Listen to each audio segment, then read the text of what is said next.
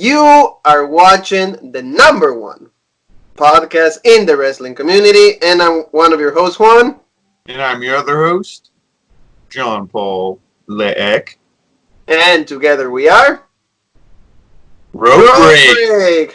How's every single one of you? We hope that like all of us, we're doing fine. Still, going through this situation in the world, but we're here to talk about NXT. Jean Paul, we had some matches that were supposed to happen at NXT Takeover Tampa, but we just had them because of the situation in the world. We just had them in this show. And NXT, I think this week they have a big likelihood to beat AEW in the ratings.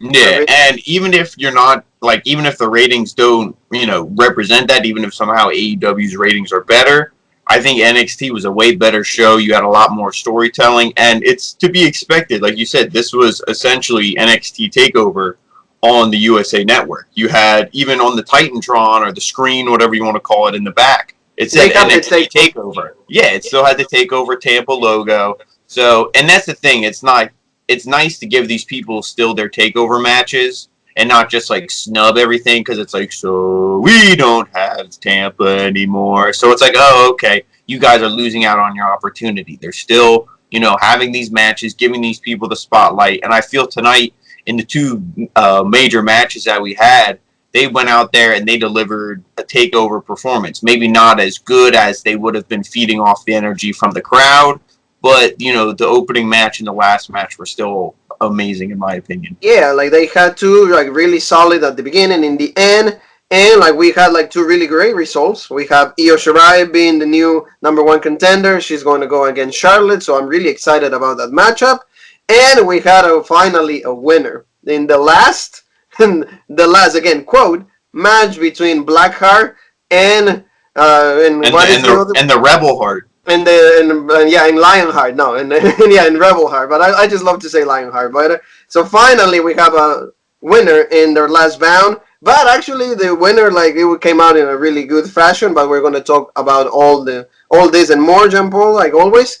Don't forget to subscribe. Thank you so very much for everybody watching the videos. And let's start, Jean Paul, with the ladder match for the number one contender for the women: Io Shirai, Candice LeRae, Dakota Kai, Tegan Knox, Chelsea Green, and Mia Yim.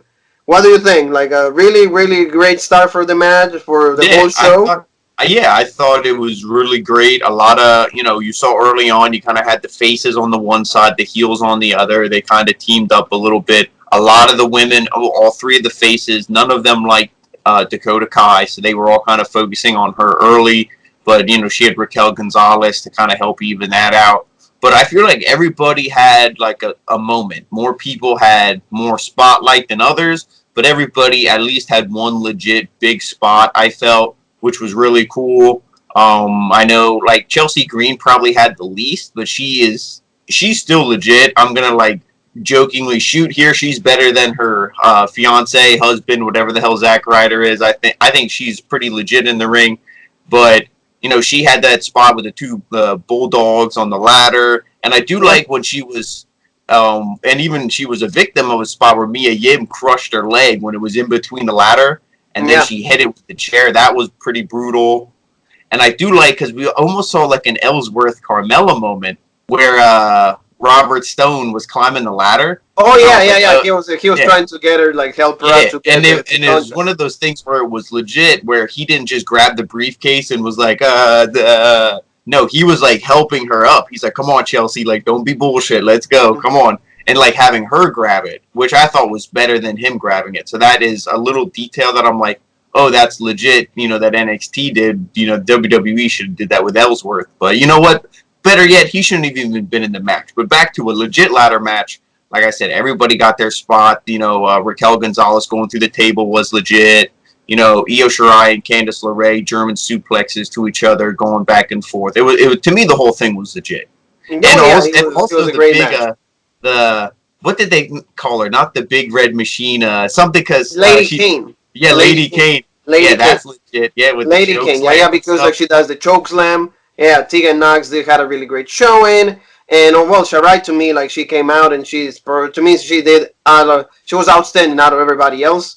She did that spot that when they were moving the ladder, and then she was about to fall, and then she Oh actually yeah, landed on the ropes, and then she dove yeah. onto She like did like a everybody else. crossbody onto Yeah, she did a everybody. Yep, crossbody. Like that so, was like I was legit. like, Shirai is pretty amazing. Like the execution, like she makes the match 10 times even better. Like you said, Chelsea, she had like like spots right there, but I really like when like you said the spot with Mia Yim, like the chair shot and everything, and then Robert Stone is like with his like notebook or whatever. He's like kind of like get better, get better, Yeah, like that. Like we see that like Raquel Gonzalez was feuding also. Like she got power bomb by Mia Yim with the help of Tegan Knox. Like the lady came because she did the choke slam again. And we got also like the Dakota Kai. She had a good spot also. Like she was like really cool. Also like Raquel was gonna help her. Remember? She kind of like put it on top of her yeah, shoulders. They were climbing and everything. But then Candice LeRae and Io Shirai help out, and like they end up falling down. So I feel that like the match delivered for everybody. yeah, Maybe, like you said, maybe having a little more longer, maybe 5, 6 more minutes, it would have been better. But in the end, Io Shirai becomes the winner. She's the number one contender. Are we excited? Yeah. And I'm really hoping that she's the one that dethrones Charlotte Flair. yeah. I think because, and we can get into it right now. Rhea Ripley, when we were talking about on AEW, and also we shared stuff on Facebook, so we know you all follow us there, so you already saw it, but we're gonna just reiterate it here. Is she had her travel visa? It's not renewed. I guess it expired, and with everything kind of going on, with the coronavirus and stuff, it was like so. Like it's better. She's in Australia right now. She couldn't really fly back and forth all this, or it's a work visa or something. I think Yeah, a yeah, work no, yeah, visa. exactly. Like pretty much her Yeah, visa expired, so she had to go yeah, back. So like yeah. in order So for her to yes, come back, she has to renew the papers. yeah. So she had to drop the title and stuff. So I could, and I don't want to see them doing hot potato. So it's kind of a shame. It's like, what is Io gonna win just to lose? So then Charlotte gives it back to Rhea eventually, or is it gonna be that Charlotte drops it to Io, so it's back on NXT full time? But then what? As soon as Rhea comes back, is Io gonna drop it to her? That's the whole thing. I don't know. But with what I do know right now is I think, like you said, Io should be the one to dethrone Charlotte. It'll be a short title reign, but Charlotte's used to that. All her title reigns are bullshit, short and like, what the hell? She had one that was like, 30 seconds, and then Bayley, cashed in Money in the Bank. So she's used to title reigns, not lasting, longer than Andrade's, title defenses because he's hurt all the damn time. So I think Io Shirai should be the one to dethrone Charlotte, and sooner rather than later. And also, like I feel that like Io represents NXT a little better. Io is more NXT like she's been on NXT, forever. And I think the NXT crowd, the NXT audience, appreciates Shirai a lot more than Charlotte because Shirai is not like she's not snobby, she's not arrogant about it. Like Shirai actually wants to have that big moment because so far it's been denied. So Yeah, far, every time that she's got exactly. a championship match, it's been denied. And that's the perfect thing you said. She had all these opportunities, and the fans are still so much behind her because when there was all the rumors where it's like, oh, she's done as soon as her contract is over, she's going back to Stardom. They're offering her more money. They're probably going to give her a belt. All the fans, like I could tell as soon as she came out those next weeks, the pops were even bigger. They're like, Io, they're going crazy for it because they're like, they don't want to lose her because that's a legit, one of the top women in that division. In Yes. the best women's division in the entire wrestling world, you don't want to lose one of your own. It's like fuck. Like, what do you do then? You know what I mean? It's like, And out of say out of Kyrie and Io, to me, Io is much better. I will say yeah. that. I To mean, me, Io is in yeah, execution, like doing everything, like the kind of like moves that she does, the high risk stuff that she does. At least for what I've seen in WWE. yeah. I would, Maybe on yeah. Japan, maybe she can I go watched a better. couple of their matches because the two of them feuded a lot in Japan. They have a series of legit matches. Both of them are good, but like you said, here the way that she's been represented, especially like imagine if you would have had because Io Shirai and Kairi Sane were kind of like a team in NXT for a little bit before Kairi got called up. Imagine if it was like heel Kairi and heel Io. To me, that would be legit. It was one of those things where it was like where Kairi was a baby face. It was maybe a little bit harder to get like attached to her because you and I both like the heels. That's pretty obvious. So maybe that's a thing. But like you said, Io should legit, and she should definitely be the champion. Yep. So let's go to like some of the spots that we always do, and Well, the one thing, like, Mauro Ronaldo was back on commentary for at least that match and the match that came after that. And the one thing, though, like, I will say, like, when you mentioned this a few times, I want to say a month and a half ago, he's awesome, but sometimes he tries too hard when it comes to like make a popular culture like references. Like he Mm. tries too much to tie it up with like pop culture, and I don't know if that works. A lot of times it does, but a lot of times it doesn't. For example, like, oh yeah, karma is a, and then he stopped because he was about like Dakota was in the middle of Tegan, Yeah, Candice, yeah, and yeah, I think it yeah, was and I an don't eel. see. Yeah, I mean, and maybe that's his personal thing. Maybe he's not a big, swearing guy. Maybe he doesn't, whatever. But you got to think, Kevin Owens and all them, they're just calling people bitch. Shayna Bazler, oh, I'm coming for you, bitch. And it's like, I mean, the cringy aside, but it's like, they're saying the word on, the USA networks. I don't know why Morrow didn't just say it.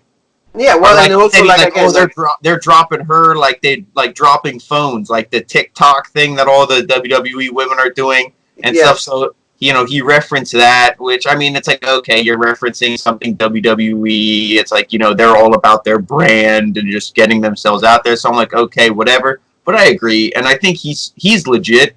But I think he suffers from not having somebody else there, yeah, like he Beth suffers and through that, Nigel. and also like I think that the crowd not being there, it doesn't help him to develop his own like lines and everything. He's kind of like, for example, like we're gonna talk about in a little bit when Malcolm Bivens, Malcolm in the middle, like Mm-hmm. and like some of them work, but some Mm-hmm. others don't. Like you could feel that like the energy wasn't the same Marlboro by himself, and I probably he wasn't even there. Probably Moro was like somewhere else, just voicing What? over. Yeah, yeah. He's probably watching. They probably sent him a video. He was like us. Like he was watching an illegal stream, and he's like, "Oh, this is Yeah, legit." he was watching on like a red card or something Yeah, like that, yeah, or yeah, or like a WWE Extreme HD.com, some kind of yeah. like those like websites, shady websites. Anyway, you're right. So let's go to like the last spots, but like I'm very happy that they gave Shirai a big moment. She needs it, she deserves it, and that's a way for saying, "Hey, yo, stay with us, don't go." Mhm. So Robert Stone gets in the ring and climbs the ladder on the opposite side, helping Chelsea climb like in the ladder. Then they get to the top, but Io Shirai and Candice LeRae push the ladder over, sending Stone and Green out of the ring. Did you see how like when Chelsea Green like fell, she got caught really bad into like the rope. She kind of like actually like flip Yeah, over well, too. I It was think this is she kind of like, going down. I think she landed like it was almost on purpose. Like it looked like she fell and she like had her knee like wrapped over the top rope, and then she kind of like caught herself like that, and then kind of like slowly fell down. It looked like she was more catching herself.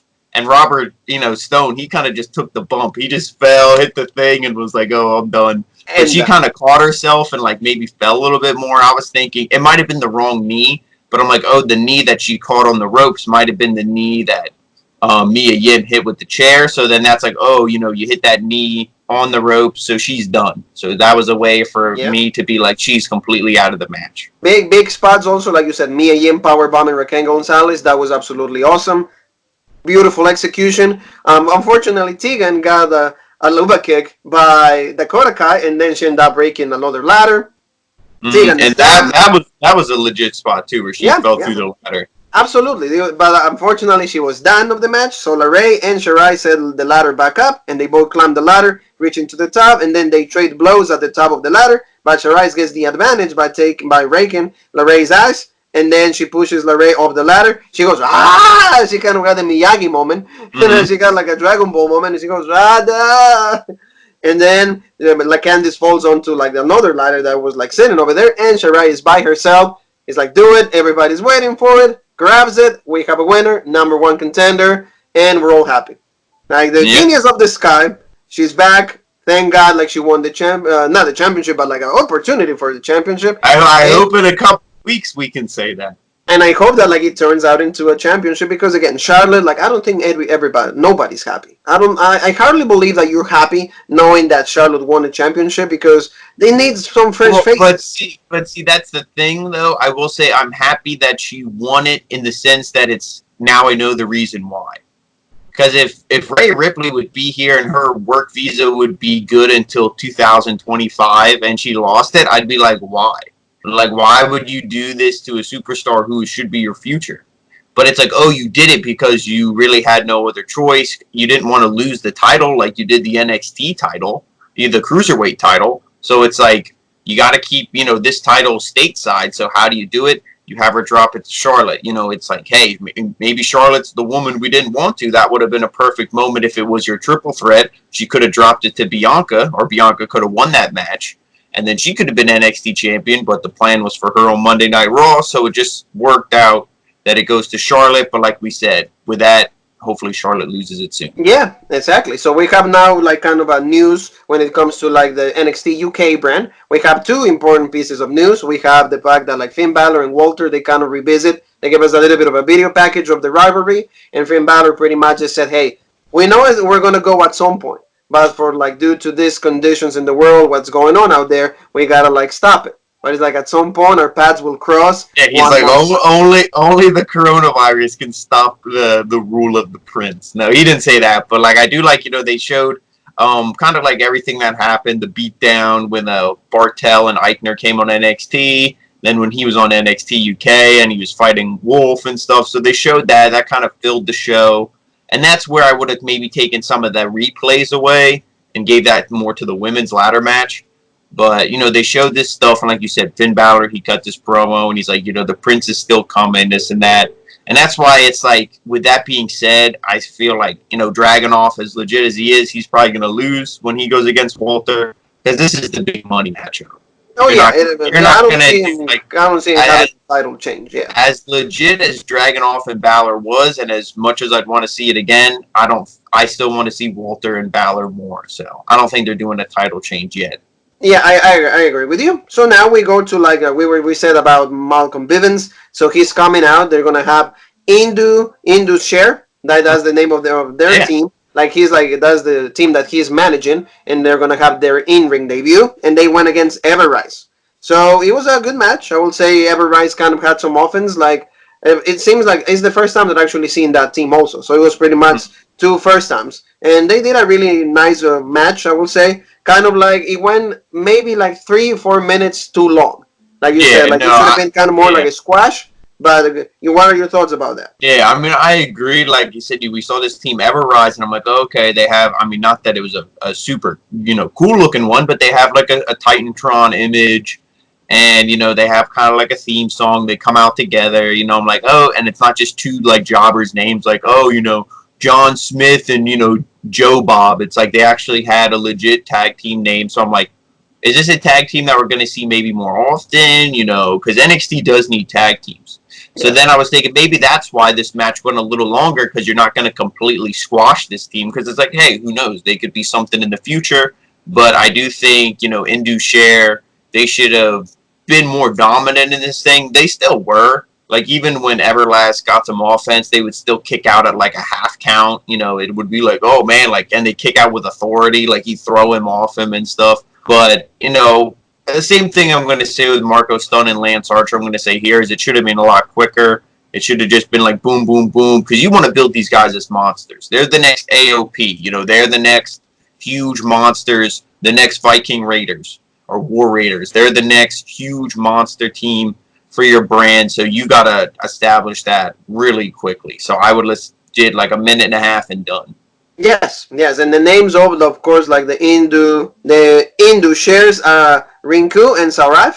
So like they're both Samoans. It seems that way to me. But like you said, like they are really big. So hopefully they keep like make them look like that, because it seems to me AOP with all the injuries and everything, 2 years in pretty much in the doghouse. Like, I don't see them. It's even worse than the Revival. They can't even get any momentum going. Every time that they get one step forward, they get like 10 backwards. So Rinku tags back and kicks away at Parker. Parker is one of the guys from Everrise. Then Rinku claps away at Parker's back with a forearm and then a strike. But then Parker tries to fight back, but they can get no to like Marlowe. That for the tag. Then Saraf get the tag and comes in back in the ring, taking down Parker with a big boot, and they hit the pendulum backbreaker elbow drop. It's a combo that does their finisher on Parker, and then they get the 1, 2, 3, and then Indu Share. They get their first win. Malcolm Bivens was right there. He's like, okay, like, good job, guys. It's like he's gonna be like the new managers, and that's the cool thing about wrestling. When you have a good manager, like you can sell these guys. Reminds me a little bit of Armando Estrada and Umaga. Reminds me of Mm-hmm. Robert Stone. Like you need more managers like that. Guys that are just going to go home and enhance your talent. So I was really happy with that. It was, like I said, maybe a little shorter should have been. So, for Mm-hmm. example, we get a video package from Adam Cole, pretty much like a kind of like a promo. He's pretty much talking about the Velveteen Dream. He says you got lucky because you beat Bobby Fish last week. Bobby Fish is one of the toughest men on the NXT brand, but it's like you do think that you have what it takes to beat me? No, it's like I'm gonna just destroy the experience. Pretty much that's what he says. And I'm going to stay the champ. I've been the champ for the longest time, and in the end, it's going to be undisputed. So kind of like another promo when it comes to that. Are we selling this match? Not really. And we haven't seen Yeah. Adam Cole in like forever. So Yeah, like and before, we always said, oh, we want to, we're sick of seeing Undisputed Era all the time. Now we don't see him. Now we're like, where's the champ? So you can never keep us happy. But all jokes aside, is one of those things where it's like this match probably is something that is hurting the most from there being no crowd and there being whatever, because the crowd, especially the NXT crowd who's always there, is really behind guys like Velveteen Dream. They love the Undisputed Era, so it's like they were really feeding off this, and with nobody there, you and I both say like this feud is kind of undeserved. It's like, what, you were injured, you got hurt, you come back, you lose a steel cage match, and now you think you should be, because technically he lost. He threw Roderick. I feel like people don't even remember or think that he threw Roderick Strong out the cage, so he lost. yeah, And it's like now you can now you're challenging for the most NXT prestigious championship. prize. The biggest prize on the freaking brand. No, you should come on. So that's why I'm not really super invested in this feud. But I mean, I think when they do have a match eventually, it will be a legit match. But It will be, but like I said, hopefully we can start getting more build up towards this, because the main story of Blackheart against Rebel Heart is completely over. So finally, would they put that on more on a second side, and then the focus is your championship, is the NXT championship. The goal should be the main focus, and the Goldie should be your main focus. So we get another video package, or so to say, like a recap of what Charlotte Flair said on Monday Night Raw. That was the interview after WrestleMania, and we pretty much we said that we went to oh, everybody bows down to the Queen, woo, and all of that. So we're not going to reiterate that, but then we get to see a few words of Rhea Ripley, and the only thing she said, you can see she's completely destroyed, damaged, she's sad, she's in shock. She's like, I didn't think she was that strong. yeah, and I mean, you could tell, when you're just looking at her, you feel bad. I mean, obviously she knew she was gonna lose. It's all like a work and stuff, but she was really selling the emotions, like you said. You do feel bad because it's like none of us thought she was gonna lose until this, news came out that her work visa was done. Then we're like, oh, well, then she's done. But you do feel bad for her because, she was so legit in that promo she cut, everything oh, I want to have my WrestleMania moment. People always compared me to Charlotte. This is my chance to be no, I'm better than her, this and that. And then done. And it's that sucks. But hopefully she can come back and get revenge maybe when she comes back. I'm not saying I want her title reign to be done and never win the NXT title again, but maybe she comes back, debuts on the main roster, has a feud with Charlotte, and gets her win. Who knows? But I'm sure Rhea Ripley's still going to be in good hands. I will actually think that that's how they're going to do it. The way you just said it right now. How exactly they're going to do it is like that. She's going to probably go to Monday Night Raw. She's going to come back at some point when everything's finally cleared out and she's able to work back in the States. And she's going to go back and it's like, oh, I'm coming back for my revenge. And she will probably get the win. Maybe if it's going to be a championship on the line, I don't know. Yeah, one thing I'm hoping when things do kind of get more back to normal, we can start having crowds and, going out and not being in quarantine, is I hope they do a roster reshuffle. Because I feel like Raw's women division is extremely loaded, even though they don't use half the women, and SmackDown has nobody. Yeah. For legit women on that roster, SmackDown has Bayley, Sasha, Nikki Cross is pretty legit, and Naomi. Naomi's all right. Lacey Evans is all right. Tamina's awful. Carmella is in the middle of awful and all right. She's somewhere floating in between. Alexa Bliss. You know what I mean? That's right. So That's it's right. they need more women. So that would be something that, like, maybe a Shayna Bazsler goes over there. Maybe, you know what I mean? Kind of reshuffle the roster. Maybe Charlotte goes over there with Rhea, Bianca, Becky. You'll bring back Ronda. They all stay on Raw. You just reshuffle the board a little bit. Yeah, I mean, normally around this time is when you do the shakeup. Yeah, It's around this time, but people don't remember this because of all this situation that, like, we're kind of like living like a month behind. But I would honestly just keep doing what you're doing, just filming shows, this and that. Just kind of like we all know it's gonna suck, but I'm a little less hard on them because everybody's suffering through this. It's not like AEW suffering a little bit, NXT, everybody is. So once this is over, then be like, let's refresh the rosters, because you don't want to do that now, because what?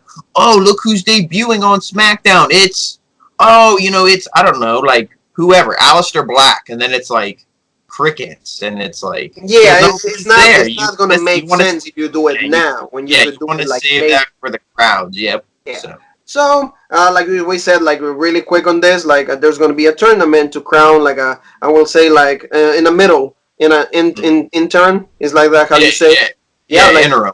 Interim. Cruiserweight is like a cruiserweight champion, because like the same thing though they're going to do with the tag. They're still deciding, because like of the inability of Pete Dunne to come to the States again. So Matt Riddle needs another stallion to fill that kind of like spot. So there's going to be tournament for that is going to start next week, and Jordan Devlin, actually the champion, was actually way for it. He was saying, you know what, that's great. I'm not able to come to the stage. And this is what I'll come back and unify the champion. This is what you gotta do. You gotta literally just copy WrestleMania 10. Screw it. Just give me a ladder match. Give me like Razor, Shawn. We're both legit. This and that. Just do it.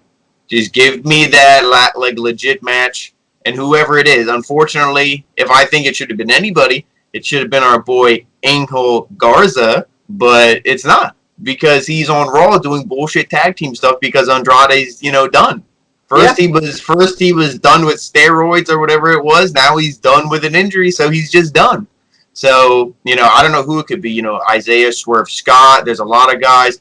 Even Theory could be in it, but he's again also on Monday Night Raw. So it's like what. But the cruiserweight guys, it's loaded. To me, if someone's gonna do it, it's gonna be my boy Kushida. Kushida is my sleeper to go through this whole thing. You have my boy Kalisto. You have my boy Kalisto. Come on, he's not even on this shit. He's not even on that. But like, I mean, like, bring him back. Like, remember about I'm going to have a great match. Yeah. What did he say? Something about being, we're not going to go there, but. Hopefully, like, they give us something interesting, and I guess that will bring some eyes for like the 205 Live. Audience, because we know that the audience is really, really reduced. So hopefully that's what they do. So now, Jean-Paul, we go to the main event, the last bound, the last match, the last encounter. Blackheart against Rebel Heart, Tommaso Ciampa and Johnny Gargano. The last beat, they called it, because they're both Heart in their name. So the last beat. The last beat. And the Heart. So. And you're going to take me through like most of the spots. You're going to like tell me what you like, what you didn't like. But the one thing is, like, for many people, the ones that hated on the Boneyard match, the ones that hated on the Last Man Standing match, probably this is what they will have wanted. But I feel that like WWE gave you like 4 options, in like a matter of 2 weeks. They gave you this match. They gave you the Boneyard. They gave you the Firefly. They gave you like the Last Man Standing. So you have a little bit of each, each person got like their fixation, like their fix on like something that they like. Really great stuff. There's like AAA said, I'm gonna give you a ring. It was like probably like an old building, like an abandoned building, whatever. Like you see the car, Johnny Gargano's car pulling. Candice is there, and they're like just like looking at each other, like, honey, like let me take care of this. But then one big thing, one piece of like information on there. Candice gave him something. Yeah, she had like a brown paper bag. Something was rolled up in there. She handed it to him, and he's looking at it. And it's like, okay, legit.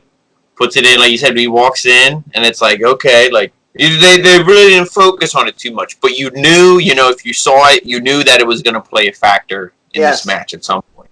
Yes, for the ones that I've seen professional wrestling before, you kind of like gotta like see the whole thing. It's not just about the moves, it's not just about the match, it's about every little thing. So attention to detail. That's what you gotta do. And then we get to see Ciampa was already, I think, in the building. So like they get in there, Triple H is like, all right, once I'm out, you two is on.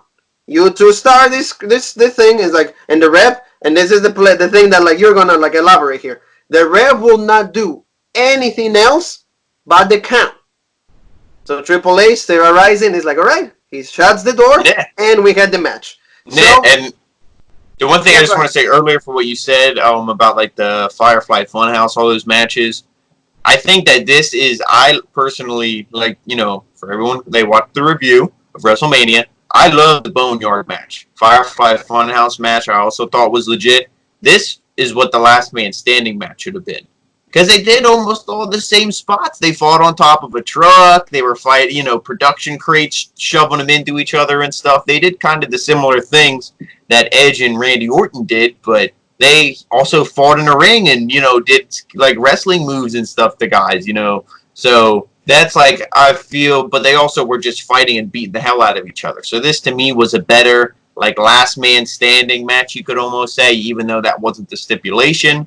But anyway, like you said, this thing was so legit. I mean, they were just beating the hell out of each other. All the trash talking, all that stuff was so legit, you know, he sent Johnny through a table pretty early on, and it's like, is it done? And it's like, no, there's still a half an hour left of the show. It's like, oh my God. Like, you know, so you knew this thing was going to be brutal, but just on the ref, just to touch a little bit, like you said, the ref is here, make the 3 count and done. I thought the ref was a little too chatty, a little too, like, every time somebody, like I said, did a big move, or like a punch, or like Johnny Gargano would hit Ciampa's like ACL, his repaired ACL, or he'd hit his neck, and the ref would be like, Johnny, come on, stop, don't do it. You know he has a bad neck, and Johnny's like, yeah, I know, and like he's hitting him with a chair. He's like, yeah, no shit, he has a bad neck. That's why I'm hitting it. It's like, I want to win. It's like, ref, this is a blood feud. These two guys hate each other more than the worm hates the bird. You know what I mean? Like, these guys do not like each other. So let them fight. And that was the one thing I'm like, ref, come on, dude. Like, really? Like, somebody should have taken out the ref a lot earlier on in the match than they did. It was. I think that, like, that, and also, like, because there's no crowd, you can hear everything. So, like, you can kind of hear his involvement a lot more. So that, I think, like, takes away a little bit of the match. But, like, I really love the spot. Like, oh, it's like, that's the ACL, right? That's the one that you wrote, right? Yeah, that's the one that you tore. And then, oh, the neck. And they keep going. Like, they kept, like, exploring both of their injuries. Both of, like, oh, come on, Johnny Wrestling. Come on, does it hurt? Oh, does it hurt? Yeah, and then Ciampa got the crutch, beating the hell out of everybody with the crutch. Johnny was using it. He almost put him into Gargano escape with the crutch. Yes. Then I like when he sent Ciampa out of the ring and he's sitting on the apron. He's like, come on, Daddy. Yeah, see? Yeah, Daddy's home. He's like, come on, Daddy, let's go. Let's go. Like, they did that, and I really like the trash talking between them. Ciampa, like, ada. I'm like, okay, Tommaso, like, thank you for promoting the show, but, like, they did a really good job in the ring, and, like, the moments, like I said, power bomb, he used, like, the chair, put him in between, like, the neck and everything, push him, and then he ended up hitting that. Yeah, so, right, like, really great stuff. To the post. Yeah, that was legit spot. Then they went outside a little bit, like they were like when the pickup trucks and everything, and then like they actually Ciampa went on top of the pickup, the truck, and everything. They're like, "Oh, Johnny, come on, like you know where this goes." And then they went up. They had a little bit of more action, few super kicks, a lot more like exchanges of punches. Then they hit like they beat each other, but like I said, with chairs. They got like the trash can, like the top of the trash can, like that. So pretty cool stuff. And like you said, the ref kind of like got involved. Like, come on, guys, stop it! Like, I'm like, okay, like this thing keeps. I'm like, it's like 40 or something. It needs to keep going. Like, come on, like let's go. So like they keep going back. They bring the ring. Tommaso grabbed like I think it was like pliers. So he started like cutting like the things in the ring. Like, he was cutting all the rope. You know, cutting like the ring skirt down, and then he was lifting up the foam pad because he obviously wanted to hit the Widow's Bell, and then his finisher and everything right on the exposed wood, and then the ref is trying to stop him and this and that.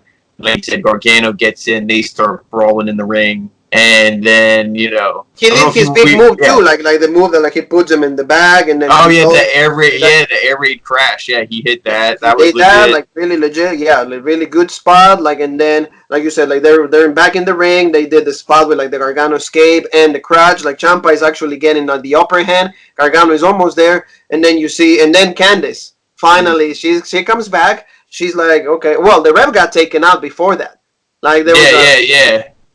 Johnny like eye poked him. He just like poked him and or like raked his eyes or whatever, and he was like like he was done, and then he was on the ropes, and then and Johnny Ciampa did was a yeah knee. Ciampa was running at Johnny for the knee, and he was like wee, dodged out of the way, and it hit the ref, so he was taken out, so he was done, And you see and then Ciampa going like, duh. yeah, I think Ciampa even had Gargano pinned. He was pinning him, but then it showed the ref, and he was just done, on the outside. So it was like shit, like he's done. And I think that might have been when the air raid crash was. I don't remember. Like I said, there was just so much shit going on in this match, but that was a legit spot. And then it was like, oh man, like like you said, it was crazy. This match, I don't want to say it felt like it was forever because I could watch it again. It was a legit match. There was so much storytelling and emotion into it. But it was just so long. You were like, when is it going to end? Because it's like, how much more can these guys put themselves through?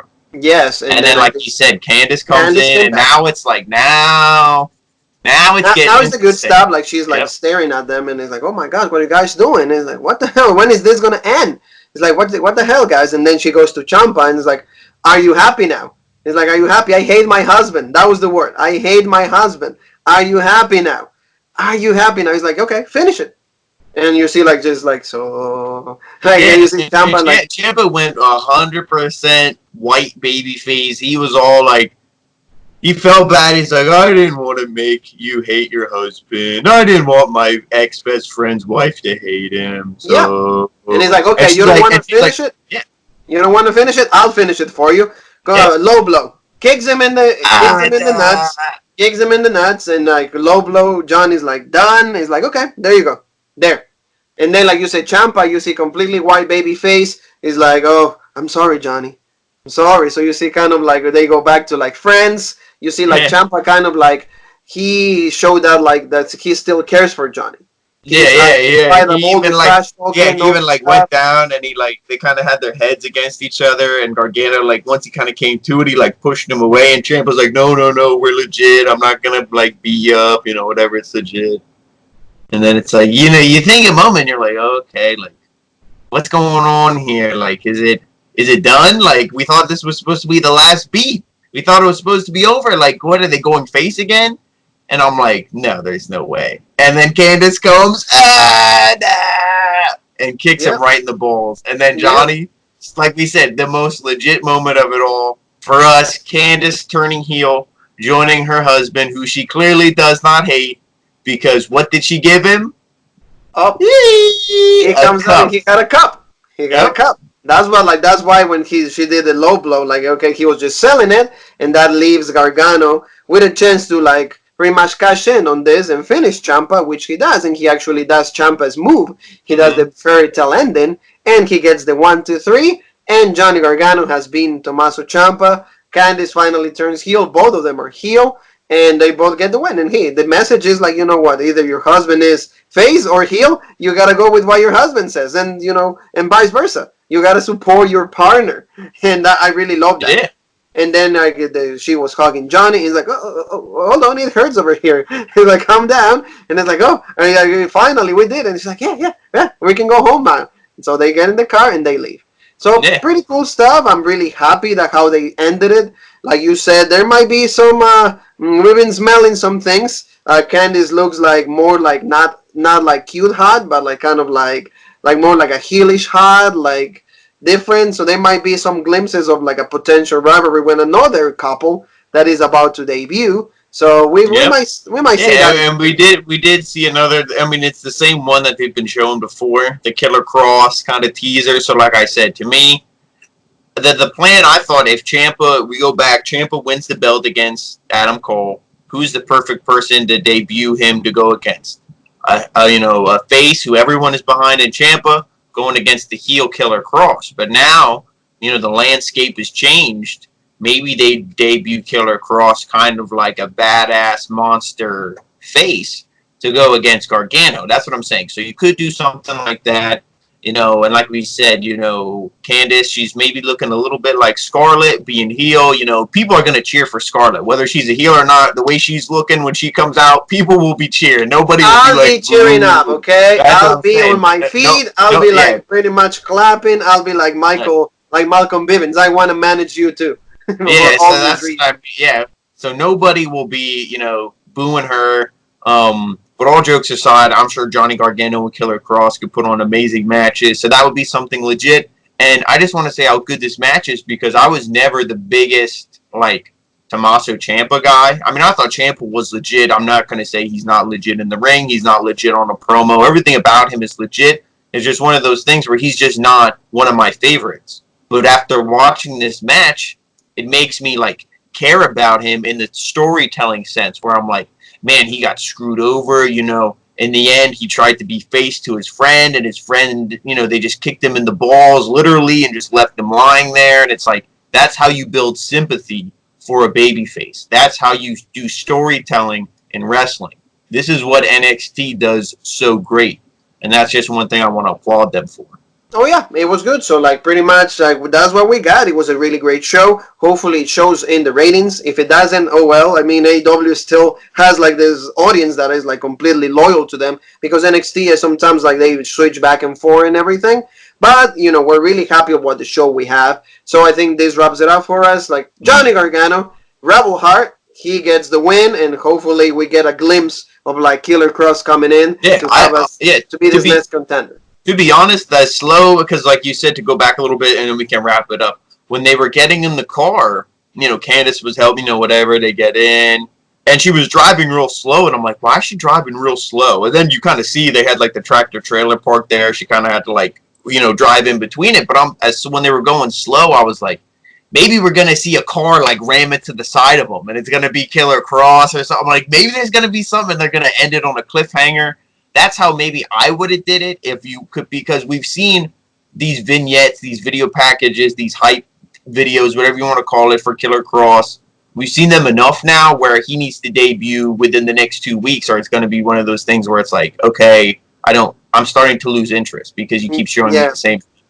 So I thought they were going to do maybe something like that, but they give Gargano, him and his, heel wife, they can just ride off into the moonlight, because I can't say the sunset because it was already night, so they can just ride off and enjoy their victory. So that's how they ended it. That's how they ended, guys. So thank you so very much for watching the video. Thank you so very much for like the comments. Thank you for being loyal to us. I think we're being loyal to you also. So don't forget, to the new ones, or the ones that are checking us out, to subscribe, hit the bell for all the notifications. We have all the information also, like Jean-Paul was saying, Facebook, Instagram, Twitter, you name it. Every single story, something that is important, breaking news, we're always like over there. We have a great AEW review. Hikaru Shida is like the hottest woman in that roster. We have Monday Night Raw, the Raw after Mania. Pretty good stuff. Please catch her up. Jean Paul like saying like they only did it for the Big Show, which is true. Big Show is back. He's there for 2 seconds because his Netflix show is up. Yep. And then that's how you get a title shot these days in WWE.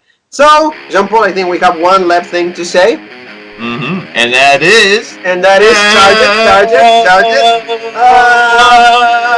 it.